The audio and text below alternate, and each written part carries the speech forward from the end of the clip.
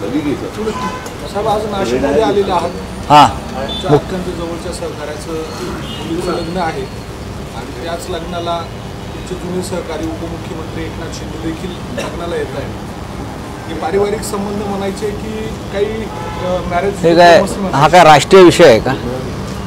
कोण कोणाच्या लग्नाला येत आहे हा काय राष्ट्रीय आणि राजकीय विषय मला वाटत नाही। बघा, एकतर लग्नाला नक्कीच आम्ही सगळे इथे आलेलो आहोत। मी दौऱ्यावर आहे उत्तर महाराष्ट्राच्या महानगरपालिकांसंदर्भातल्या आमच्या बैठका आणि मेळावे सुरू आहेत आणि आज इथे आमचे सहकारी शिवसेनेचे महानगर प्रमुख विलास शिंदे यांच्या घरी विवाह सोहळा आहे। आम्ही सगळे आहोत। आता तुमचा जो प्रश्न आहे तो काय फार गांभीर्याने घ्यावा असं मला आता वाटत नाही। एखाद्याच्या मंगल कार्यामध्ये कोणाकडून कोणाला आशीर्वाद द्यावेत त्याचा व्यक्तिगत प्रश्न आहे ना।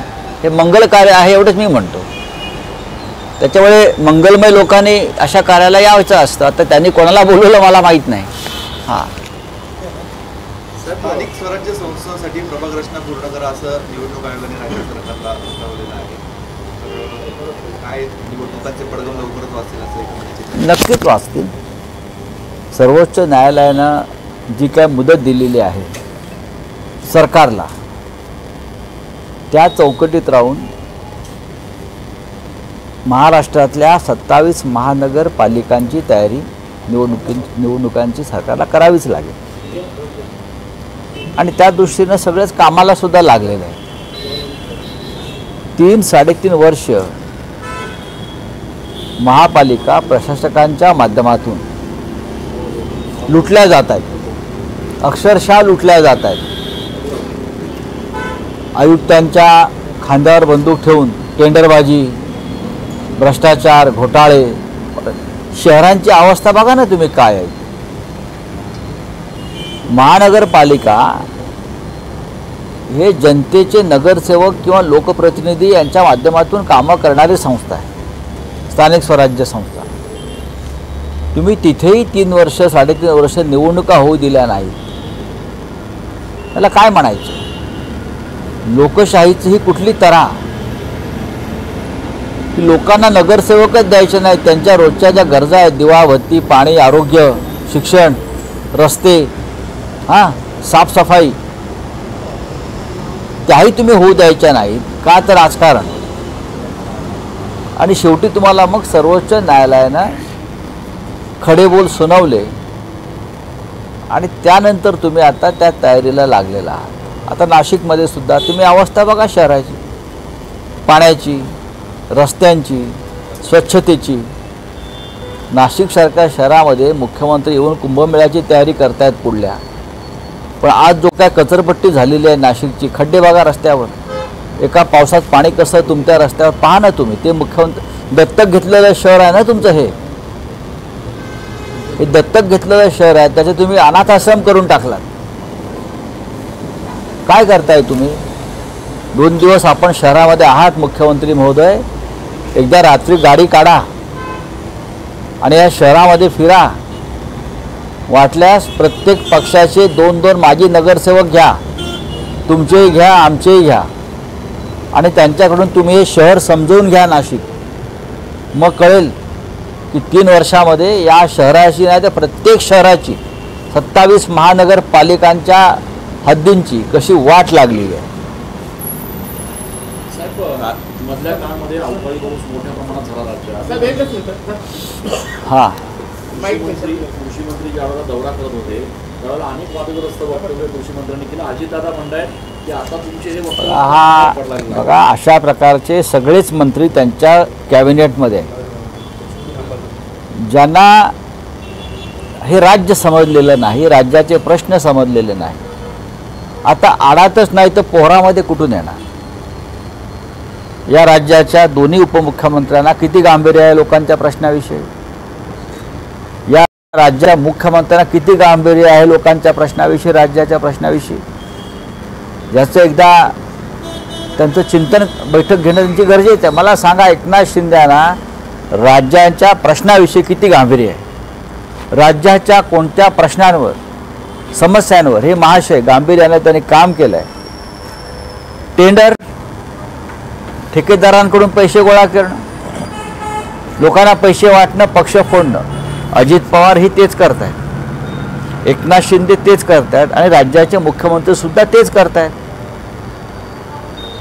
राज्याचे प्रश्न सोडवायचे कोणी, राज्याला प्रतिष्ठा प्राप्त करून द्यायची कोणी, या संदर्भात त्यांच्याकडे काय कोणतं प्लान आहे असं मला वाटत नाही. आहेत ना आज मुख्यमंत्री उपमुख्यमंत्री या लग्न सोहळ्यामध्ये आहे तिकडल्याच. काल कुंभमेळा झाला, आता लग्न सोहळे होतील. कालपासून मुख्यमंत्री नाशिकमध्ये आहेत. काल बैठक सुद्धा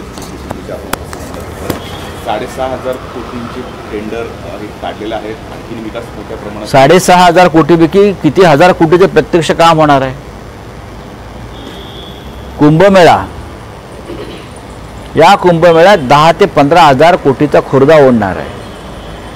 हे आमचं एक सांस्कृतिक धरोहर आहे. कुंभमेळा तो उत्तम पद्धतीनं पार पडला पाहिजे. पण कुंभमेळ्याच्या नावाखाली प्रयागराजपासून नाशिकपर्यंत सरकारी पैशाची कशी लूट होणार आहे हे तुम्ही पाहायला पाहिजे. प्रयागराजमधले सगळे ठेकेदार गुजरातमधून आले होते, तुम्हाला माहिती असेल. अगदी नौका, ट्रॅव्हलिंग, तंबूवाले, हे सगळे ठेकेदार गुजरातचे. सगळे रस्त्याची कामं त्या काळात झाली ते ठेकेदार गुजरातचे.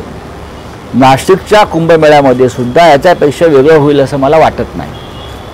साहेब, याला जोडून प्रश्न आहे. नाशिकमध्ये 2200 कोटी रुपयाचं टेंडर काढलं होतं, ते संपूर्ण ठेका जे गुजरातच्या कंपनीला देण्यात मी आता काय तुम्हाला सांगतो, नाशिकला जोडून प्रश्न आहे. मी तुम्हाला आता तेच, तुम्ही हा प्रश्न विचारण्याआधीच मी सांगितलं. कुंभमेळ्यातल्या हजारो कोटीतले किमान 5 ते 10,000 कोटी रुपये हे गुजरातच्या ठेकेदारांकडेच जाणार आहेत. स्थानिक कार्यकर्त्याला, स्थानिक काम करणाऱ्या कंत्राटदारांना याच्यामध्ये काही मिळणार नाही. सगळे ठेकेदार गुजरातचेच ठरलेले आहेत सगळे. आणि ही सगळी कुंभमेळ्याची कामं ही गुजरातच्या ठेकेदारांना जाणार आहेत. राज्यामध्ये विकास आघाडीच्या काळामध्ये उद्धव ठाकरे आणि आदित्य ठाकरे यांनी मोठा घोटाळा केलेला असलेलं, भ्रष्टाचार केला असल्याचं चंद्रशेखर बावनकुळे म्हणतात. कोण? चंद्रशेखर बावनकुळे, ज्याने 6 रुपयाला जमीन घेतली आहे, काही एकर सरकारची, काय ती आहे ना ती, तेच ना जमीन लुटली आहे सरकारची. आणि ज्याने भ्रष्टाचार केला म्हणून ज्यांचं तिकीट नाकारलं होतं मागच्या वेळेला, तेच बावनकुळे ना. मला वाटतं तेच आहेत ना, हे का वेगळे आहेत कोणी? साहेब, नाशिकच्या पालकमंत्री पदाबाबत काल मुख्यमंत्र्यांनी विचारला असता, त्यांनी उडवडीची उत्तरे देत तो प्रश्न टाळला. बघा, ते बरोबर बोललेले आहेत. पालकमंत्र्यांशिवाय काही अडलंय का? ते काय चुकीचं बोलले?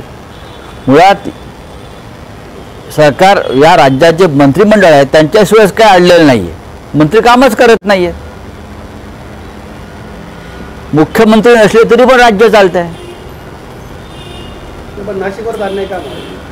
बाकीच्या ठिकाणी पालकमंत्री दिले नाही. जे बाकीच्या ठिकाणी जे पालकमंत्री आहेत ते काय दिवे लावते एकदा बघून घ्या. पालकमंत्री हा जिल्ह्याच्या लुटमारीसाठीच नेमला जातो अलीकडे, आणि पोलिसांवर दबाव आणण्यासाठी. लाडकी बहीण योजनेमध्ये मागच्या सरसकट लाभ देण्यात आलेला होता. अनेक चुका आहेत, अनेक अपात्र महिलांना लाडकी बहिणीचा लाभ दिला असं उपमुख्यमंत्री अजित पवार आता म्हणतात. हो, मग त्याबद्दल तुम्ही प्रायश्चित घ्या. काय प्रायश्चित? राजीनामा द्या. अर्थ खात्यातून हा घोटाळा झालेला आहे. पैसे कोणी दिले? या राज्याचे पैसे लुटले कोणी? या राज्याचे पैसे तुम्ही लुटू दिलेत. लाडक्या बहिणींनी नाही तर लाडक्या भावांनी नावं बदलून महिलांची, आपली म्हणजे आपली स्वतःची नावं बदलून हा लाभ घेतलेला आहे. हजारो कोटी रुपयांचा, शेकडो कोटी रुपयांचा सरकारी कर्मचाऱ्यांनी हा लाभ घेतला आणि तुम्ही तो घेऊ दिला. तुम्ही छाननी केली नाही. तुम्हाला माहिती आहे, पण तुम्हाला मतं पाहिजे होती आणि अर्थ खात्याच्या माध्यमातून ही लूट झाली संपूर्ण. याचं प्रायश्चित कोणी घेतला पाहिजे? हे काय सांगतायत? साहेब, राज्याचा मुद्दा आहे. त्या ठिकाणी सुनील तटकरे, महेंद्र थोरवे यांच्यामध्ये वाद रंगलेला आहे.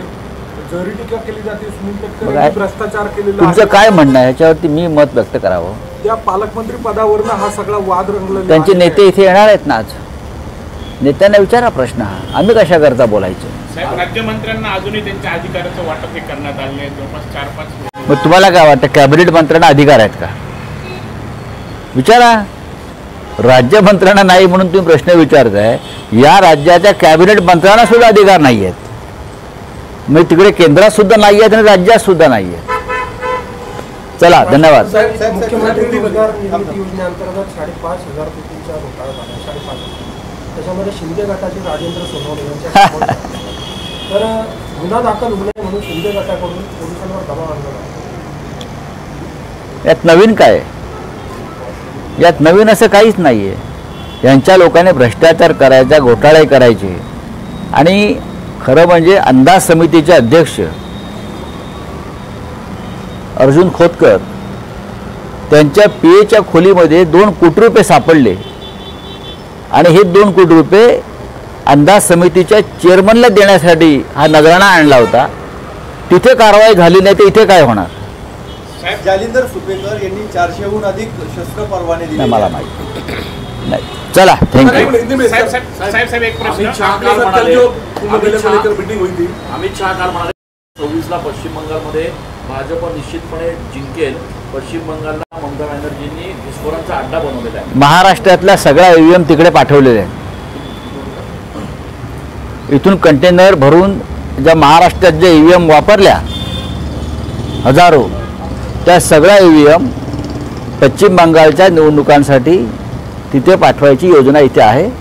त्यासाठी पॅकिंग सुरू आहे. त्याच्यामुळे अमित शहा म्हणतात तथे असू शकेल. बकरीच्या निमित्तानं जी बकऱ्याची कुर्बानी होते ती थांबवावी असं विश्व हिंदू परिषदेने मागणी केली आहे. मग त्याच्यावरती मी काय आता मत व्यक्त करू? सरकार पाहिल ना. आपल्या पक्षाची भूमिका, माझ्या पक्षाची भूमिका आज काय नाही. नाशिकमधीलच पदाधिकारी बाळा दराडे यांनी राहुल गांधींना स्टेटमेंट संपला विषय तो. सब कल कुंभ मेले को लेकर मीटिंग हुई. मुख्यमंत्री ने बड़ा पैकेज किया है. पहली बार 13 अखाड़े के परिषद एक साथ आए थे. इसलिए और वैष्णव मुख्यमंत्री ने कुंभ मेला के लिए जो पैकेज दिया है 6,000 करोड़, 10,000 करोड़, कोई 15,000 करोड़. प्रयागराज में हमने ये कुंभ मेला देखा है. ये पूरी ठेकेदारी, पूरे कॉन्ट्रैक्ट्स गुजरात के कॉन्ट्रैक्टर्स को पैसा मिलता है. यहाँ भी जो भी काम निकलेगा नासिक शहर में कुंभ मेला के नाम पर, ये सभी काम गुजरात के ठेकेदारों को जाने वाला है. उसके लिए सब पैकेज चल रहा है. महाराष्ट्र में कुछ नहीं रहेगा. वहाँ से लोग आएंगे, यहाँ से पैसा लेकर जाएंगे. हमारे साधु भजन करते आएंगे और चले जाएंगे स्नान करके. कुछ नहीं. चलिए. साहेब, देवेंद्र फडणवीसांनी काल पुन्हा एक हे तो सेफ हेचा नारा दिला आहे. आपण सगळे हिंदूच आहोत असं त्यांनी काल पुनरुच्चार केला एका भाषणात. त्यांचं आता सर्टिफिकेट पाहिजे का? ते आता मुख्यमंत्र्यांबरोबर शंकराचार्य पण झाले आहेत का?